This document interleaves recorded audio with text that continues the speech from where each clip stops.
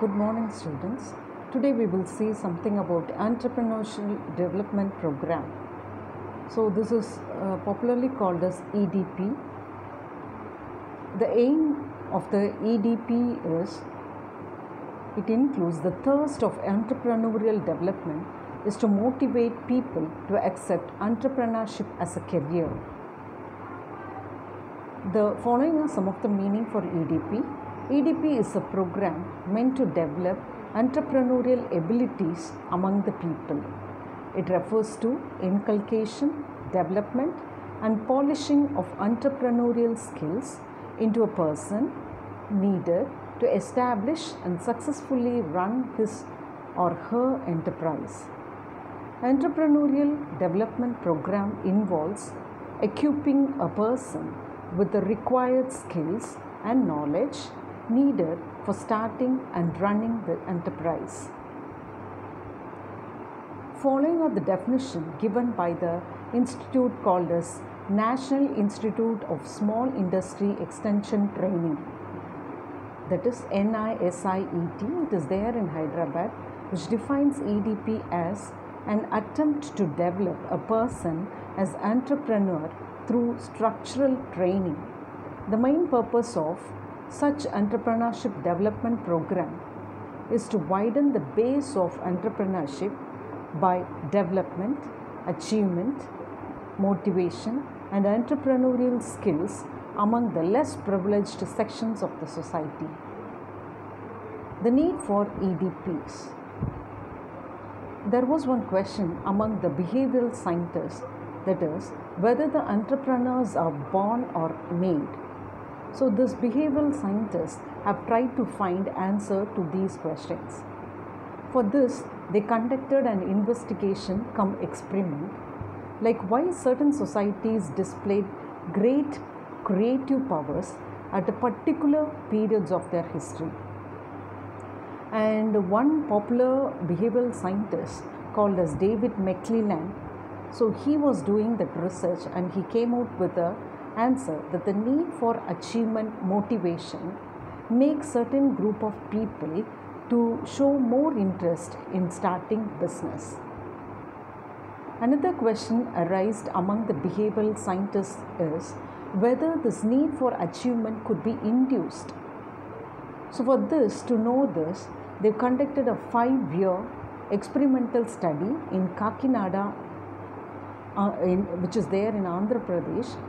This study was conducted in collaboration with SIET, that is Small Industries Extension and Training Institute, which is there in Hyderabad. This experiment is popularly known as Kakinada experiment. The result was that proper training will help to inculcate this need for achievement among the aspiring entrepreneurs. The next one is the benefits of EDP. So EDP facilitates in removal of industrial slums. This next benefit is that it helps in improving standard of living among the people.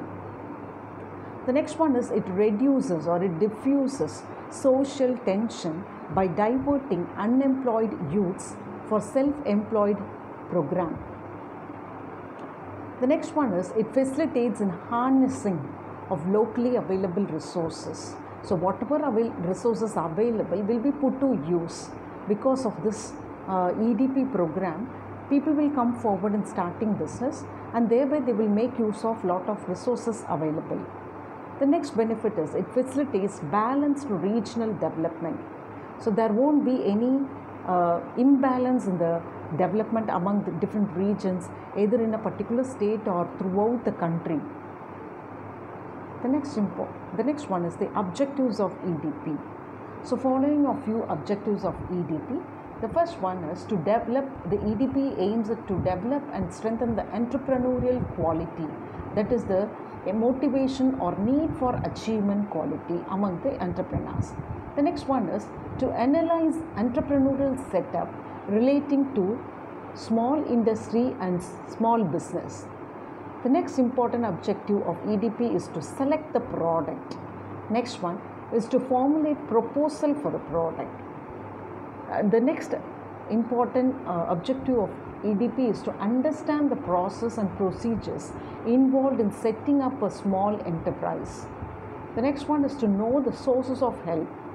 Whatever help, wherever it is available, everything will be the support facilities provided to SSI will be given. All these proper informations will be given to the aspiring entrepreneurs. That is again another aim. The next one is to acquire the necessary managerial skills that is required to run an SSI. The last one is to know the pros and cons in becoming an entrepreneur.